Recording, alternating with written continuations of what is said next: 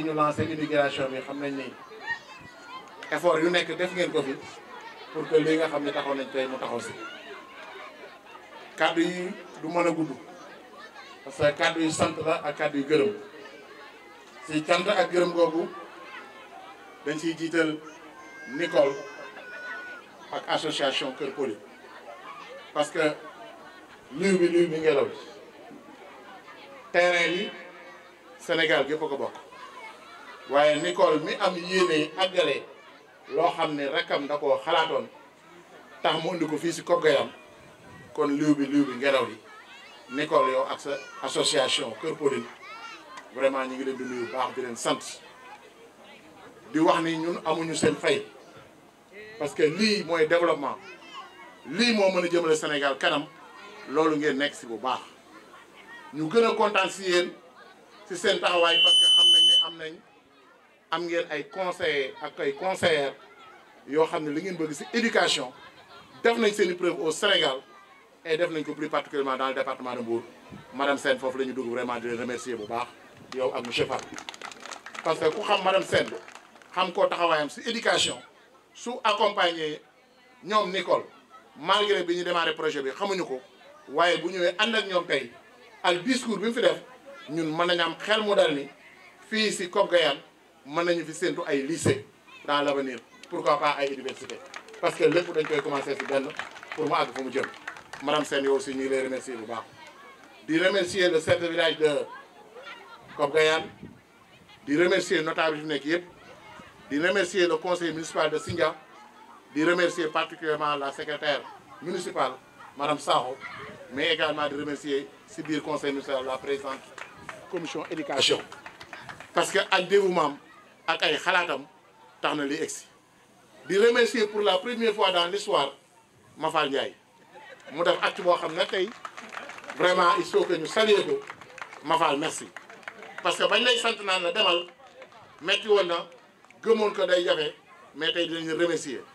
di remercier en particulier Nagiru dañ ko remercier si forme yu bare parce que dañuy jàpp ne lépp loo xam ne ñu ngi koy indi si commune Sindia suñ si tànnee Kopp Gayam teg ko si loxo Nagiru su si jëlul paie dina si jël deux parce que lii tey da ngay jàpp ne pas-pas ak volonté bu mu ànd moom ak chef de village Sidi moo tax ñu mën ko am parce que ay partenaires ñëw mairie ànd ak suñu mag suñu frère ñu koy remercier de passage muy le chef de village de Somone Salou Diouf ñu wax ñu projet bi sur des papiers mu yéene joo xam ni Pauline da ko amoon vraiment sëram ñëw boo ko agréé au Sénégal ñu ne nañ ko orienté vers Kopp Gayam ñooñu bi ñu ñëw ay kii rek lañu indi ak ay xalaat kon ñoom seen volonté ak seen bëgg-bëgg moo tax ba lii taxaw ñoom ak population Kopp Gayam yëpp vraiment ñu remercier waa Kopp Gayam yëpp si lii nga xam ne vraiment taxawal nañ ko fi tey di wax ni wax ji li sépp ñu jiitu wax nañ ko à l'occurrence madame Sène parce que tey kuy wax si wàllu njàngale boo egsee si madame Sène ak niveau boo mën a toll su dee CREA ak BIC la ñuy jël di nga jël CREA ak BIC déglu madame Sène sa la muy wax te la muy wax njariñ lay doon parce que ñun xam nañ si dara parce que am nañ fuñ jaar ak moom du lépp nag la ñuy nettali si yenn jataay yi kon bu ñëwee fii lim fi wax muy ay recommandation lim fi wax muy ay xalaat loolu dama yaakaar ni buñ ko appliqué am nañ yaakaar ne fii ak at yu néew école bii nga xam ne tey ubbi fas yéene nañ ko ubbi dana bokk ci école de référence yi parce que moom joxe na ci benn exemple boo xam ne ñëpp gis nañ ko sa Mbour kon nag bu amee ak oyof ba ñëw ànd vraiment ak Nicole ànd ak chef de village monsieur Fall di leen accompagner population bi adhéré ci projet bi ñun commune Sindia mënuñu lu dul jàpp ci nekk ci te loolu mooy doon suñu bëgg-bëgg mooy doon suñu xalaat que incha allah suñu demee ba mois de décembre buñ fi yàlla bàyyee 2022 dañuy ñëw ñu naan ñu ngi inauguré ay salle de classe yu primaire mais duñ toogaat naan ñu nga sa petite enfance parce que wàññi boo gis ci benn lay tàmbalee xale yi buñ duggee fii jàng comme ni ko madame Sène waxee parce que ku leen gis ni xool ni ñu toilettoo ni ñu solo gis nañ ni comme mbir mi ñoom ñor na leen bëgg nañ parce que biñ ne fi toogloo ba léegi ñu ngi toog kon jaadu na buñ génnee fii ñu jàll si beneen niveau jàll si beneen niveau jàll si beneen niveau te dama yaakaar ni fu ñu tabaxu université ñàkkul fii si Kopp Gayane dañoo sañ a taxaw si lycée sañaguñu prononcé si université mais madame Sène ku koy déglu si ay xalaatam si éducation am volonté bi vraiment foofu aussi Nicole ñuy lancer un autre défi on parle de collège un lycée mais nañ xalaat une université parce que xaj na fi mën na fi nekk te war nañ ko mën a def parce que loo gis nit ki dañ see xalaat suñ ci xalaatee suñu yéene mën naa léegi maître cérémonie wax na ko école bi tey tabax nañ ko si Kopp Gayane mais dama yaakaar dañ ko tabax pour toute une communauté tey waa Tangis war nañ ci mën a jànge waa Kopp Gayane war nañ ci mën a jànge waa Kër Mbay Daniel war nañ ci mën a jànge waa Tentba war nañ ci mën a jànge waa Njogay war nañ ci mën a jànge institut ba fii ba Mbiifoox nit war na mën a jóge ñëw jàng si te lépp ay dëkk yoo xam ne dañoo wër fii nga xam ne fi lañ ko def kon dañ jàpp ni bu ñu jëlee ñooñu capté leen dans l' avenir mën na doon école bu rëy rëy rëy ba ni nga xamante ni noonu la ko immense waxee léegi ay bis di fi jógee di dem si tali bi ay bis di fi jógee di dem si dëkk yi loolu gëm-gëm la ak pas-pas te jàpp naa ni association Kër Pauline ku xam Nicole ak engagement loolu moom mu nga sax kon ñun damay ñaan population bi ñu nekk si accompagner leen si li nga xam ne mooy li nga xam ne mooy yéene li nga xam moom lañ am fii tey dañoo waxoon Sidi yow ak Najiru association bi joxoon nañ leen 1 hectare pour ñu def école mais yamuñ si 1 hectare léegi dañ naan nañ ñetti hectare parce que lañ fiy dégg tey ay hectare moo ko mën a def doodu 1 hectare moo ko mën a def ñuy profité si tribune bi wax leen ni Kopp Gayane envoyé woon na ci Descos na leer ku ma fi gisati nga naan da ngaa fàkk sa kër dëkk maa ngi yow daal ñu dëkk loolu dafa jeex Sénégal àll bi dañ koy réglementé napp gi dañ koo réglementé càmm gi dañ koo réglementé mais dëkk gi également dañ koo réglementé Sidi yaay chef de quartier koo fi gisati mu fàkk dëkk bu Descos ñëwee yow laay jëkk a boole teg si Najiru doog a yóbbu kooku àll bi nañ ko réglementé parce que tey bu ñu bëggee ñetti hectare nit ñëw fi à kilomètre 50 yéen ngi nit di ko xool suñ ko bàyyoon kooku mu àggali tabaxam tey bu ñu bëggee def ab lycée wala ñu bëgg a def université du mën a sotti ab dëkk dañ koy teg si yoon du question li sama intérêt rek laay nekk di kaas guddi ak bëccëg am réew bu ñu ko bokkee dañ koy waxtaane école bii suñ ko bàyyi loon espace bi tey duñ ñëw sàpp ko fi te lii suñu yéene école primaire am fi CM am fi lycée am fi ñu ngi wax a waxi université loolu duñ ko tabax si asamaan si suuf si lañ koy tabax kon période bii lañ ko war a délimiter mu leer nañ seen i bopp xam ni ku fi dugg loolu moo tax loolu jóg kon loolu maa ngi leen koy dénk bu baax a baax a baax ngeen bàyyi si xalaat leneen li si des madame Sène wax ko tabax bi rafet na lool bees na waaye nii mu rafete bees suñ ko sàmmee mën naa continuer di rafet di bees parce que entretien la laaj liggéey la laaj duñ xaar rek waa Kër Pauline ñu def lépp dama jàpp ne ñun mairie Sindia am na lu ñu war si petite enfance fa mu nekk te xam nañ ne desuñu si ginnaaw loolu je lance un défi la présidente Fatou Bass madame Sakho kon Kër Pauline na bokk seeni programme suba Najiru bu xëyee suba bidon eau de javel yi omo bi na ngeen ko yéel buntu këram ba mu wóor ko ni buñ fi jaar ñu naan poussière bi daa bare ngelaw li daa bari ba tax ñu naan non dañoo gis fii poussière fii wala nangam wala nangam madame Sène jërëjëfati yéen yaay yi yéen la madame Sène wax te bu ngeen seetee bi ñu lim ba léegi ay madame la ñu wax madame Nicole madame Sène madame Sakho madame Guèye pourtant nag monsieur Pouy ngi fi le mari de madame Pouy loolu nañ ko si boole kon dañ jàpp ne yéen a taxawal mbir mi kon école bi seen école la tey ni ngeen di def seeni néeg di ko def seeni perron na ngeen jàppee noonu école bi lii lu tàmbali la lu tàmbali nag dama yaakaar ne ñun ñëpp ñu si tegee suñu loxo mën nañoo dimbali weer yu néew waxuma ay at mais weer yu néew dañ fi ñëwaat di wax leneen ak leneen ak leneen ak leneen parce que association bi nga xam ni seq nañoo ak ñoom lii muy association Kër Pauline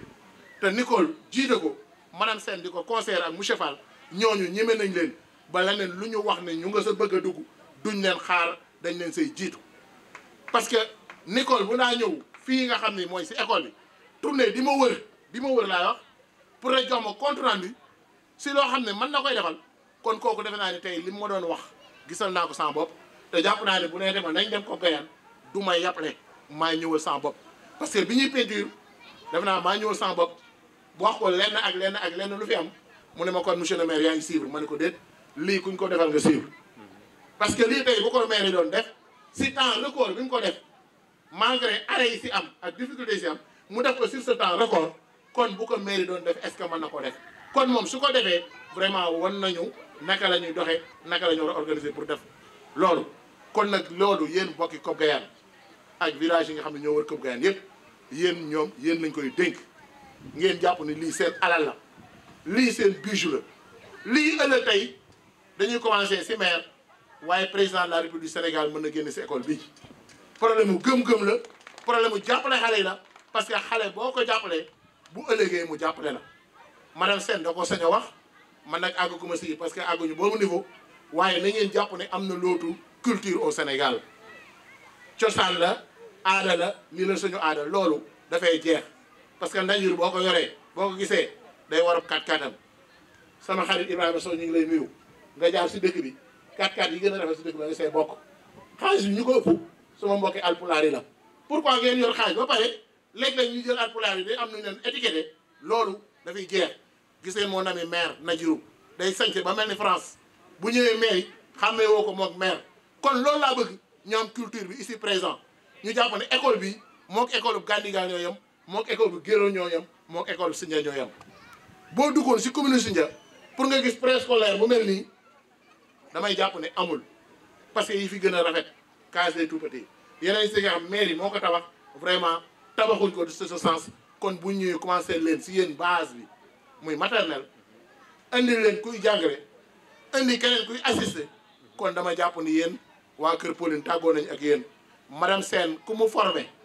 indi la cette école loolu ñun suñu xel da siy dal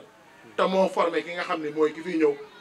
bi ñu ñëwee wax na ko tey bu amoon Kopp Gayane ku ko mën a def mais duñ ko jéggaane loolu rek benn défilé bu ñu war a lancé chef de village dañu jàpp ni tey bu fekkee maternelle dafa war a dem ba doon 3 4 classes maternelle waa Ndiogoy ñëw waa Mbifor ñëw waa Tangis ñëw dama jàpp ne ñooñu ay doomu Kopp Gayane moo leen war a jàngal dans les années à venir mais waruñu ñoo toog fu ñuy jéggaane sax koo xam ne dañ naan non vraiment mooy yor atal maternelle bi ñu koy jëlee faneen wala faneen loolu aussi ñu leen si bàyyi loolu xel bu baax ngeen jàppale xale yi parce que xale yi ñooy avenir u Sénégal ëllëg xale yi ñoom lañ yaakaar ëllëg ñu yor rëkk bi suñ fekkee nag ñoom âge bi jàppale nañ leen jàppale leen si cycle élémentaire jàppale leen bañ jàpp ne bala ñoo génn seen dëkk war a dem université wala ñu xalaat ne université mën na fi am kon am nañ yaakaar ne fii vraiment lu nekk lu nit di yor si àdduna nit war na ko mën a génn fii si école bi tey te loolu mooy li ñu ñaan yàlla vraiment di santaat ñëpp di gërëm ñëpp di leen wax ni mbir bu ñu la ko defalee yow da nga am looy def moom mu am lu mu def mais également mairie am lu mu def képp ku ñëw fii si place bi xam nga ne tey bari na lu fi manqué loolu najilu dañuy ñaan yow ak waa mairie Sindia le village de Kopp Gayane et la mairie de Sindia ñu jàpp ne am na lu bari luñ ci des parce que ay garab war nañu fi mur de clôture war nañ fi nettoiement bi war na gën a yaatu waruñu d'accord nag ñu nettoyer ba affaire bi set wicc ñu jekki-jekki ñu ne noo Sidi moo fa joxal ay nagam li nga xam ne mooy périmètre école bi moom na leer nañ benn nag bu mu fi fanaan parce que li leen gën a intéressé xam ngeen ko xam naa ko parce que yéen am nag maam nag mooy ñu bay ba mu leer ngeen ñëw jofal seeni nag naan noonu nag yi dañoo tëdd rek fii moom ku fi jofalaw nag ñu ne yow dañ jégante parce que man bi ma fi ñëwee si wàllu bi ñuy peinture ma ñëw di xool chantier bi ma ñëwee xale yi ma fekk ñu sàmm dama leen ni noo am ngeen chance tey dinaa leen bàyyi parce que fekk moo fi nag yow kon seeni nag na ngeen ko yeew seeni kër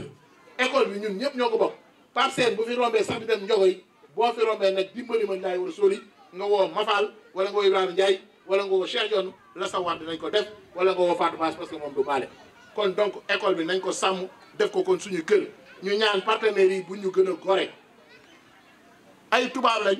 ay Sénégal lañ dajale seen dërëm koom ngir lenn loo xam ne seen rekk da ko yéene woon ñu ñëw mottali ko seen yéene jooju ñun nañ leen ko jàppale ba bu ëllëgee ñu koy wax si ay télévision yeneen yoo xam ne sax ay télévision Sénégal tel que ni ñu ko waxee kon vraiment ñu ngi sant ñëpp di gërëm ñëpp di dire encore une fois de plus vraiment à l'association Kër Pauline Nécole merci et merci mille fois